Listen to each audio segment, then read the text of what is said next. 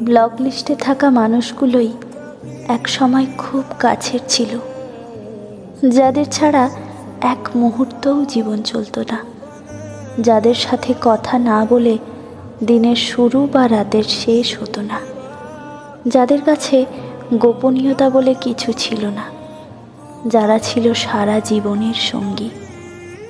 আজ তারাই সবচেয়ে অচেনা হয়ে রয়ে গেছে ফোনের ব্লক লিস্টে। তাদের সাথে আর কথা হয় না, দেখাও হয় না। তারা আজ বড্ড অপরিচিত হয়ে রয়ে গেছে জীবনের পাতায়, যেখান থেকে তারা আর কোনো দিনই পরিচিত হয়ে উঠবে না।